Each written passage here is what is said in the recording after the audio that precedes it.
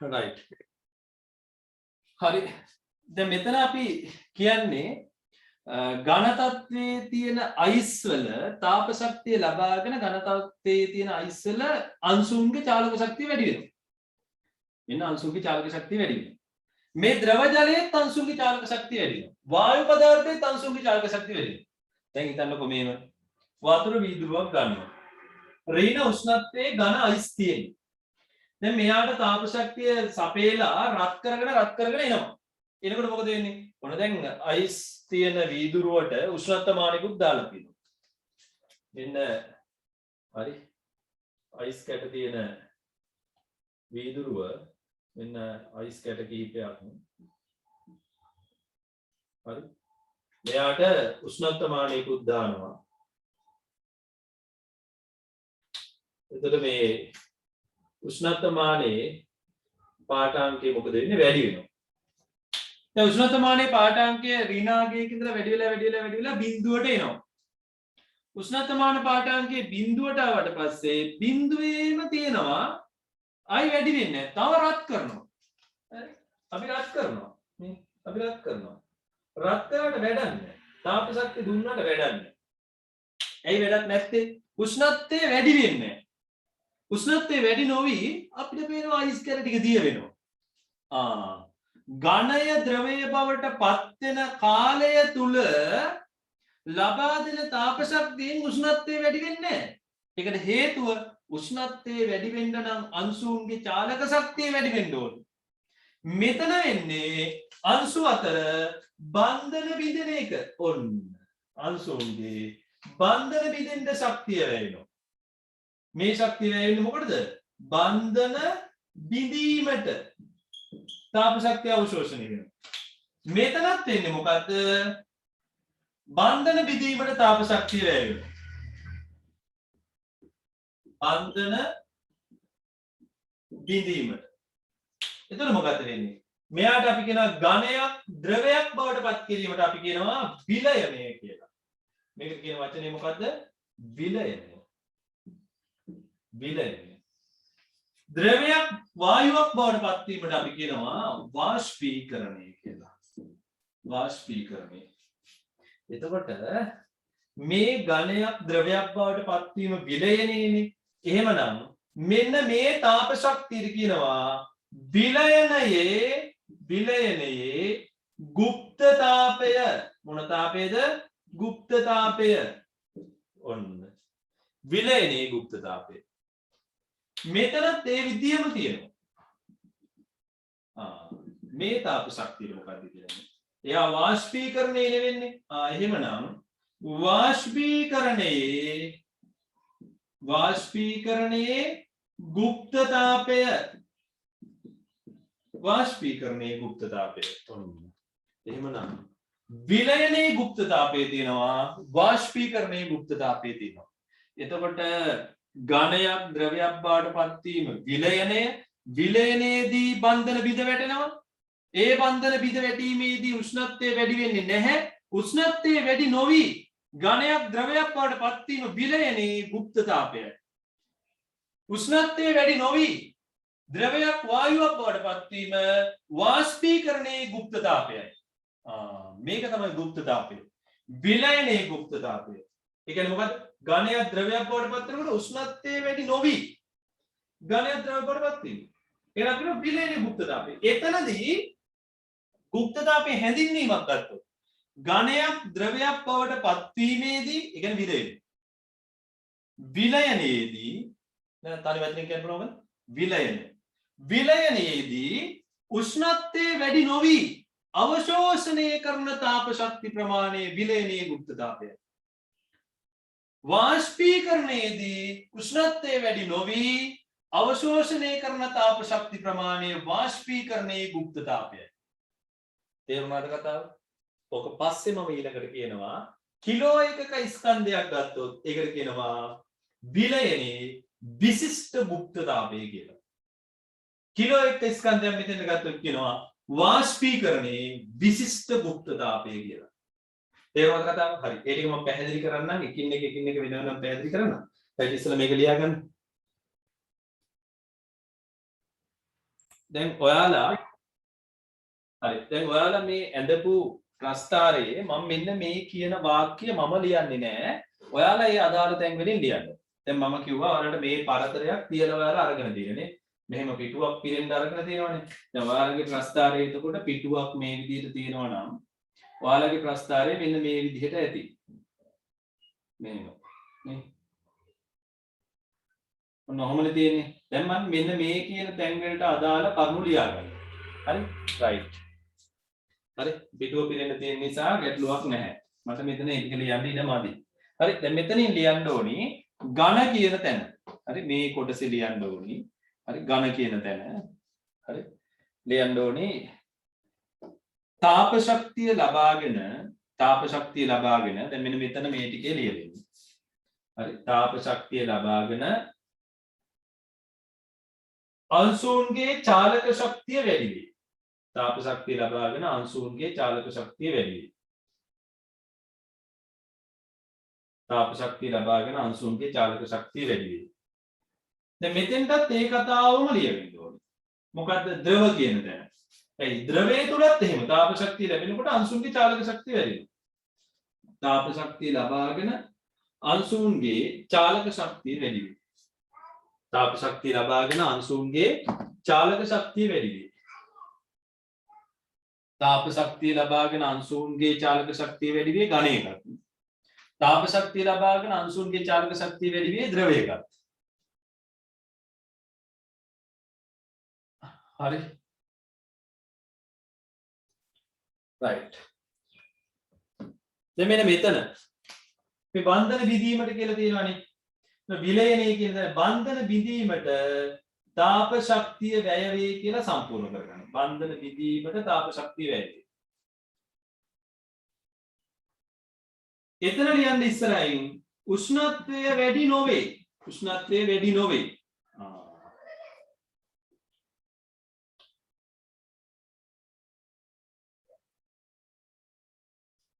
උෂ්ණත්වය වැඩි නොවේ. ඊළඟට මෙතන බන්ධන බිඳීමට තාප ශක්තිය වැඩි වේ. තාප ශක්තිය වැය වේ. බන්ධන බිඳීමට තාප ශක්තිය වැය වේ. එතනත් ඉස්සරහින් ලියන්න උෂ්ණත්වය වැඩි නොවේ. උෂ්ණත්වය වැඩි නොවේ කියලා ලියන්න ඕනේ. උෂ්ණත්වය වැඩි නොවේ. හරි. බන්ධන බිඳීමට තාප ශක්තිය වැය වේ. උෂ්ණත්වය වැඩි නොවේ. මෙතන බන්ධන බිඳින්න තාප ශක්තිය වැය වෙනවා. උෂ්ණත්වය වැඩි වෙන්නේ නැහැ. මෙතනත් බන්ධන බිඳීමට තාප ශක්තිය වැය වෙනවා. උෂ්ණත්වය වැඩි වෙන්නේ නැහැ. හරි. right. දැන් ගන්න හරි මේකේ ප්‍රශ්න තියෙනවා නම් අහන්න. හරි මේකේ ප්‍රශ්න තියෙනවා නම් අහන්න. මෙතන මේ පැහැදිලි කිරීම තුල ගැටලු යම් ගැටලු තියෙනවා නම් අහන්න. කිසි ප්‍රශ්නයක් නැහැ. Tamanට තේරෙන්නේ නැත්නම් අහන්න.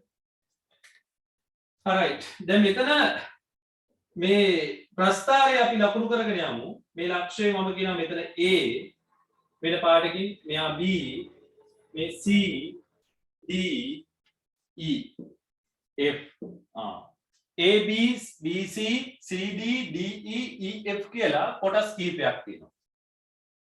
හරි? කොටස් කිහිපයක් තියෙනවා.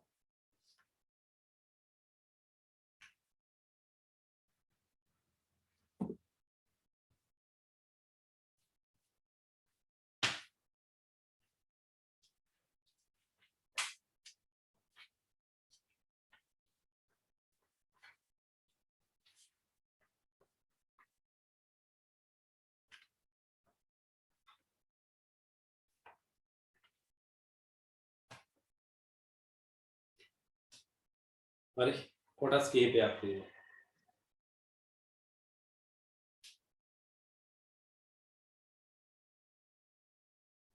හරි නේද? right. දැන් මම මේක මකන්නම් ඔයාලා ලියාගෙන ඇති සම්පූර්ණ කරගෙන ඇති නේද? හරි right. දැන් එහෙමනම් අපි මේ A B C D ඔය කොටස් ටික ගමු. හරි. right. මෙන්න මේ ප්‍රස්ථාරයේ මේ කොටස් ටිකට අදාළව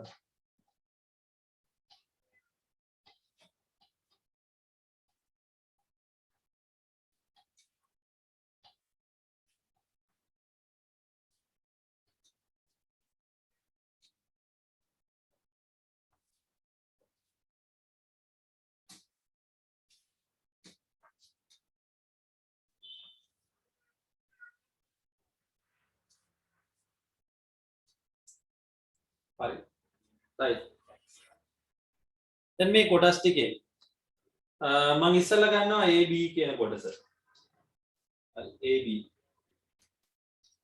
හරි ඔයාලත් මේම අදින්න හරි ඊළඟ පිටුවට ගන්න ලස්සනට A සිට B දක්වා එතන තියෙන්නේ ඝන තත්ත්වය ඝන තත්ත්වයේ අයිස් හරි අයිස් හරි දැන් මෙන්න මේ කාලය තුලදී මොකද්ද වෙන්නේ කියලා කරුණු ලියමු අපි කොළවල අපි මේක ලියාගෙන යන්නේ හරි ලියන්න A සිට B දක්වා යනකොට මොකද්ද වෙන්නේ ලියන්න තාප ශක්තිය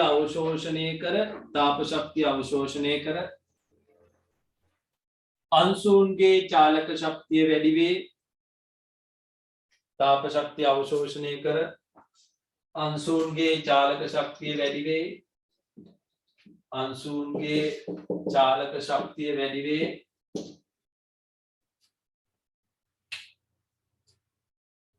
ඊළඟ ලකුණ එම නිසා උෂ්ණත්වය වැඩි වේ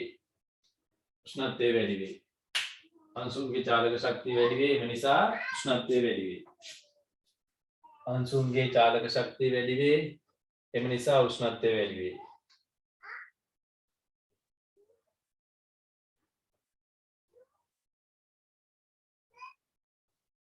හරි right ඔන්න AB කොටස ඊළඟට ඔයාලා මේක අඳින්න ඕනේ නැහැ විනම ආපහු දැන් AB කොටස හරිනේ ටූලක් කරලා ඊළඟ ලියන්න BC කොටස BC ඒ කියන්නේ මේ කොටස BC කොටස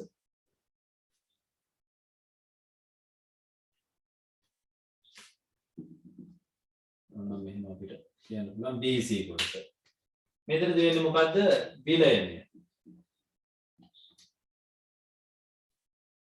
හරි එතන ලියන්න තව ලකුණක් දාලා තාප ශක්තිය අවශෝෂණය කර තාප ශක්තිය අවශෝෂණය කර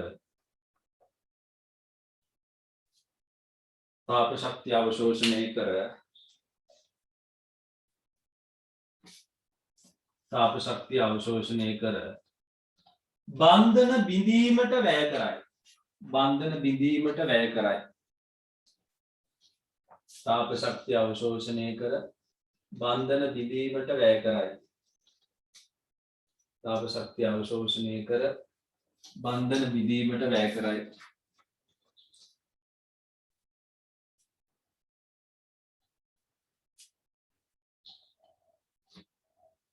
තාප ශක්තිය අවශෝෂණය කර බන්ධන බිඳීමට වැය කරයි හරි තාප ශක්තිය අවශෝෂණය කර බන්ධන බිඳීමට වැය කරයි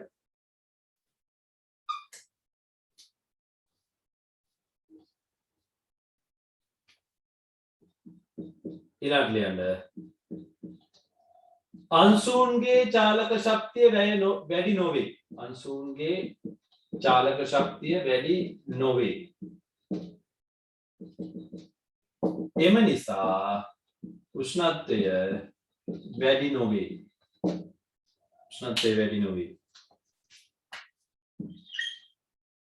ඒ කියන්නේ මෙයා අවශෝෂණය කරන තාප ප්‍රමාණය ඒකට අපි කියනවා මොකක් කියලාද විලයනයේ ගුප්ත තාපයයි අවශෝෂණය කරන තාප ප්‍රමාණය විලයනයේ ගුප්ත තාපය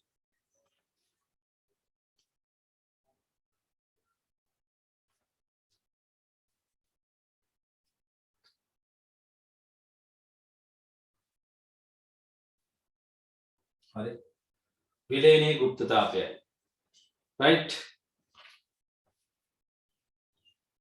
එතන ඔයාලා පහලට අඳින්න මම දැන් මෙතනින් පටන් ගත්ත නිසා ඔයාලා පහලට එන්න ඕනේ නෝට් එක මම උඩින් අඳින්නම් හරි මෙතන අපි ගත්තොත් මේ විලයනයේ ගුප්ත තාපය කියලා කියන්නේ මොකද්ද අපි මේ විදිහට අයිස් කැර ටිකක් ගත්තොත් මෙන්න අයිස් කැර ටිකක්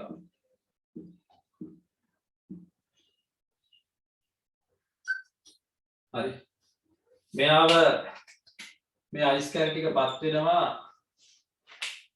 ද්‍රව ජලයේ බවට. හරි.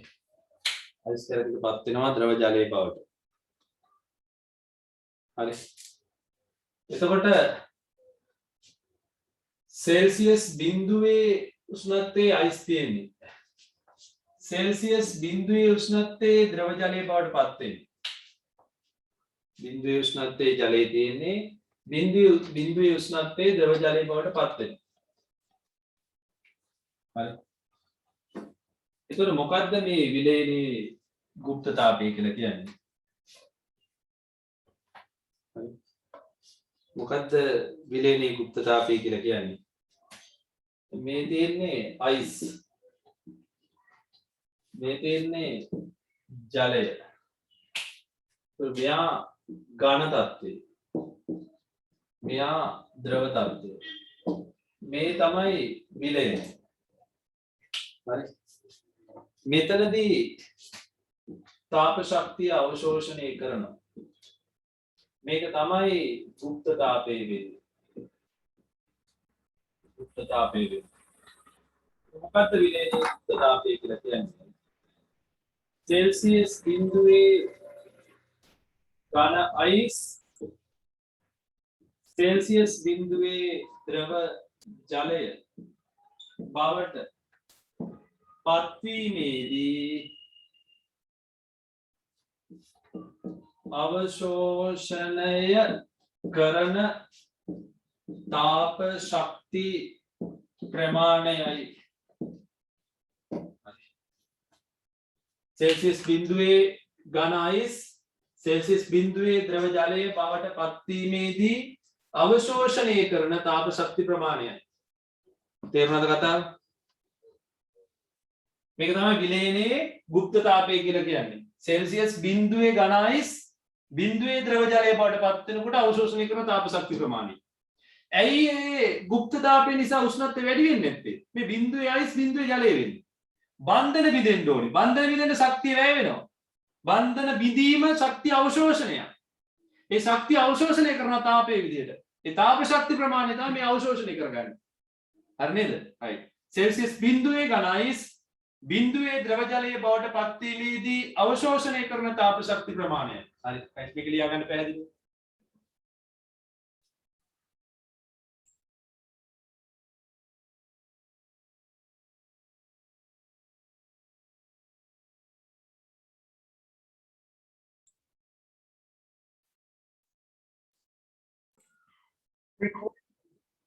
හරි බලන්න දැන් ඊළඟට මෙතන ද්‍රව ජලය කියලා ගන්න. ද්‍රව ජලය. ද්‍රව ජලයේදී මොකද්ද වෙන්නේ? C ඉඳලා D වලට යනකම් ද්‍රව ජලය. හරි. එතනදී කොහොමද මෙයාගේ හැසිරීම?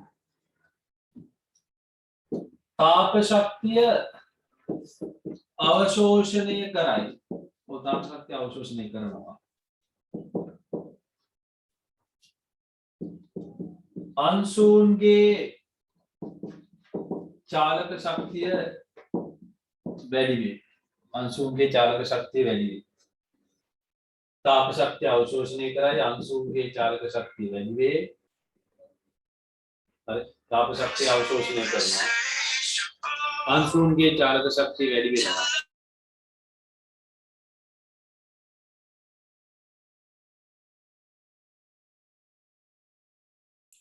හරි. තාප ශක්තිය අවශෝෂණය කරයි අංශුන්ගේ චාලක ශක්තිය වැඩි වේ. ඒකත් එක්ක මොකද්ද වෙන්නේ? එහෙම වෙනකොට උෂ්ණත්වය වැඩි වේ. අංශුන්ගේ චාලක ශක්තිය වැඩි වේ. එතකොට උෂ්ණත්වය වැඩි වේ. උෂ්ණත්වය වැඩි වේ. හරි. තාප ශක්තිය අවශෝෂණය කරයි අංශුන්ගේ චාලක ශක්තිය වැඩි වේ. උෂ්ණත්වය වැඩි වේ. හරි. ද්‍රව ජලය ගත්තාම තාප ශක්තිය අවශෝෂණය කරයි අංශුන්ගේ චාලක ශක්තිය වැඩි වේ. උෂ්ණත්වය වැඩි වේ.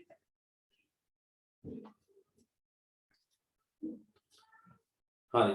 දැන් ඊළඟට ඊළඟ කොටසට ගියොත් අපි DE කොටස. හරි. DE කොටස.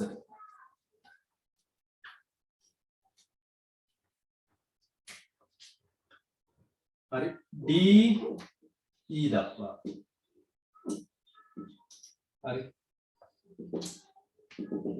මෙතන තියෙන්නේ වාෂ්පීකරණය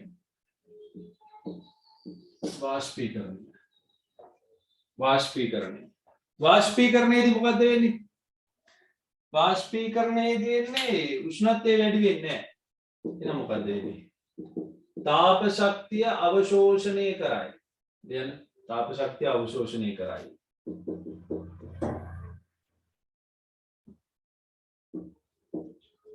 බන්ධන බිඳීමට ශක්තිය වැය වේ අංශුන්ගේ චාලක ශක්තිය වැඩි නොවේ උෂ්ණත්වය වැඩි නොවේ හරි අංශුන්ගේ චාලක ශක්තිය වැඩි නොවේ උෂ්ණත්වය වැඩි නොවේ උෂ්ණත්වය වැඩි නොවේ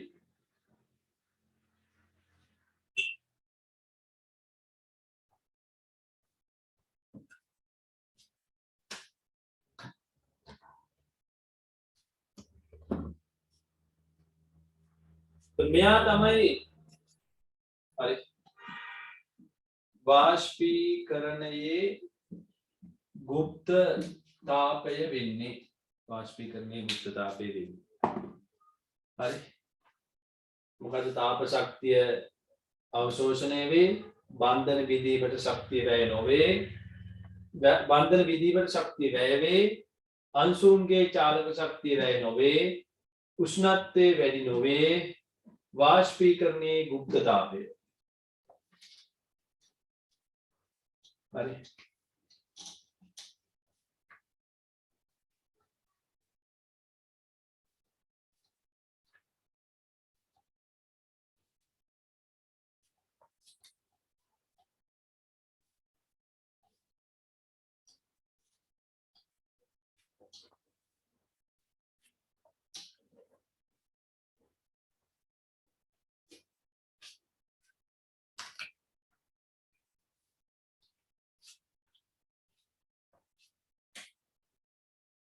හරි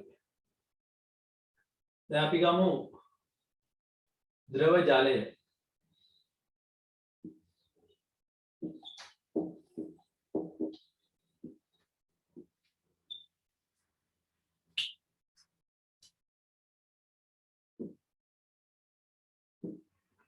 වාෂ්පීකරණය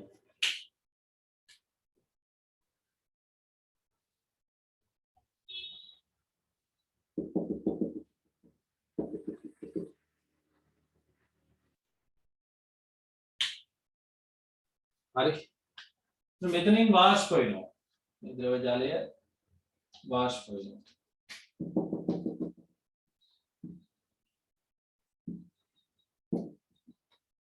ජල වාෂ්ප ඔතන ඇත්තට මේ ජල වාෂ්ප කියලා ගත්තාම හුමාලය දැන් මේ ද්‍රව ජලය සෙල්සියස් 100 තියෙන ද්‍රව ජලය තමයි සෙල්සියස් 100 තියෙන හුමාලය බවට පත් කරන්නේ සෙල්සියස් 100 තියෙන ද්‍රව ජලය සෙල්සියස් 100 තියෙන හුමාලය බවට පත් කරනවා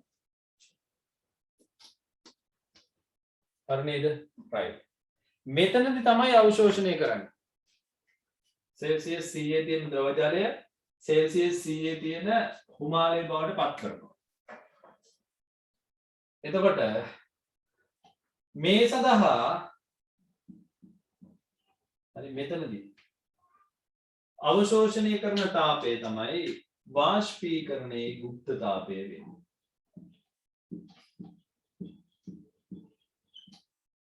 අපිට කියන්න පුළුවන් සෙල්සියස් 100 පවතින ද්‍රව ජලය සෙල්සියස් 100 පවතින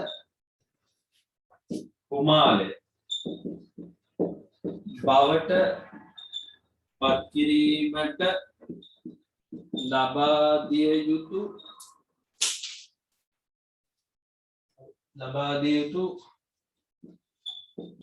තාප ශක්ති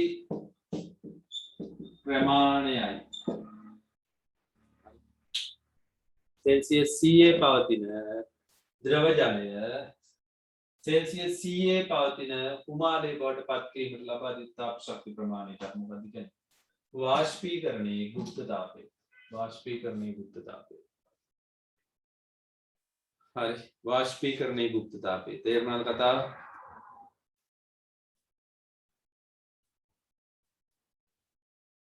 හරි.